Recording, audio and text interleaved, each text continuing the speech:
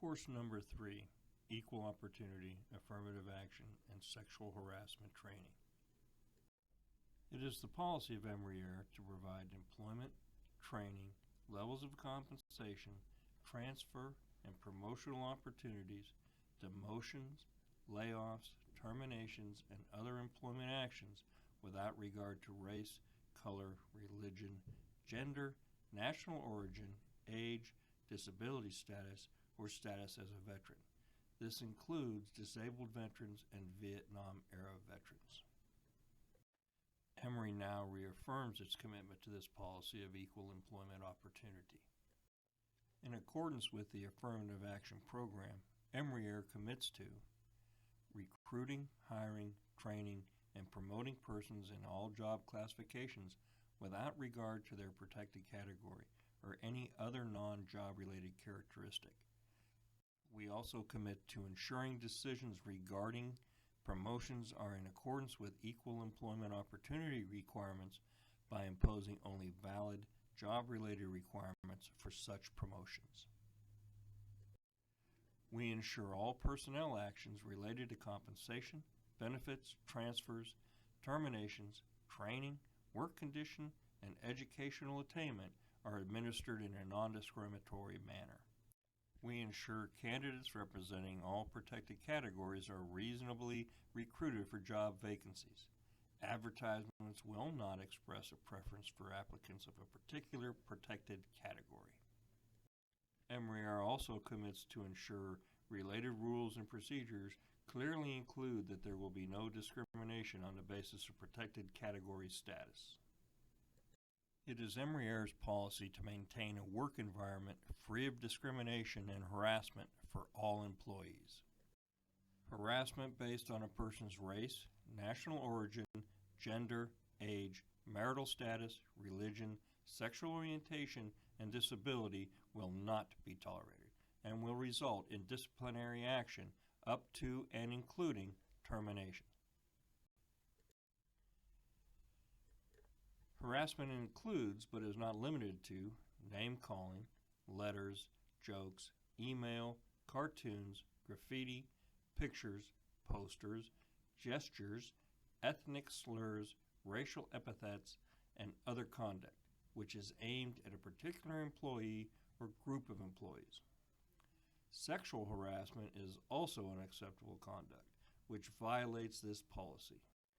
Sexual harassment encompasses a wide range of unwanted sexually directed behavior and has been defined in the following manner.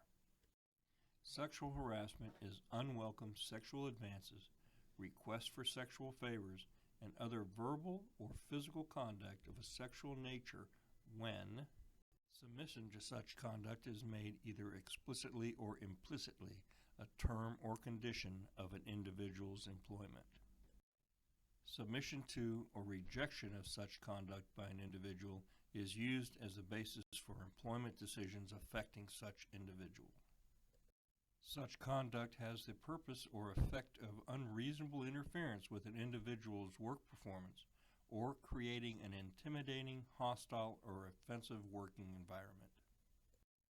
Harassment applies to the conduct of a supervisor toward a subordinate, an employee toward another employee, a non-employee toward an employee, or an employee toward an applicant for employment. Harassment can apply to conduct outside the workplace as well as on the work site. Harassment compliance procedures. Employees who believe that they have been subject to harassment or sexual harassment or are aware of a situation that could constitute harassment should immediately report to their supervisor or any appropriate member of management. If the person is uncomfortable going to the supervisor, the employee should go to Human Resources. All harassment allegations will be thoroughly investigated. The facts, and only the facts, will determine the response of the company for each allegation. Substantiated acts of harassment will be met with appropriate disciplinary action up to and including termination. All information regarding any specific incident will be kept confidential.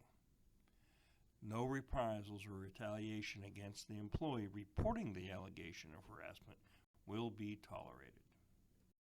Sexual harassment facts. The Civil Rights Act of 1964 made sexual harassment in the workplace illegal. Remember, the definition of sexual harassment is harassment or unwelcome attention of a sexual nature. Approximately 15,000 sexual harassment cases are brought to the U.S. government every year. It is estimated by the government that 40 to 60% of women in the workplace have been sexually harassed. The majority of sexual harassment complaints come from women. The number of complaints filed by men is increasing. In 2004, 15% of complaints were filed by men. 11% of those claims involved men filing against their female supervisors. A supervisor who is aware of the harassment and chooses to do nothing shares the guilt with the harasser. Sexual harassment can occur in a variety of circumstances. The harasser can be anyone, and the victim does not have to be the person directly harassed. Here are a few more facts. Remember, the victim can be male or female, and the harasser can be male or female. And the harasser does not have to be of the opposite sex. The harasser may be completely unaware that his or her behavior is offensive or constitutes sexual harassment, or may be completely unaware that the actions could be unlawful. There are many effects of sexual harassment: decreased work performance, increased absenteeism, loss of job, loss of career, having one's personal life offered up for public scrutiny, being objectified and humiliated by scrutiny and gossip. Here are a few more of the effects.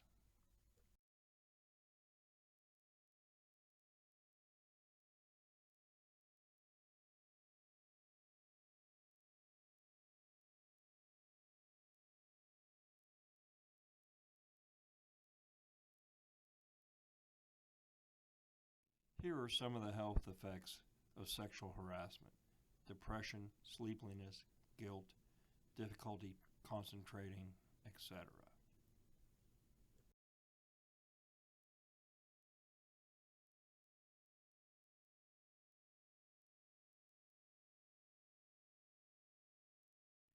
There are effects on the organization: decreased productivity, increased team conflict, decreased success rate, decreased job satisfaction, loss of staff, increased healthcare costs, and these other effects.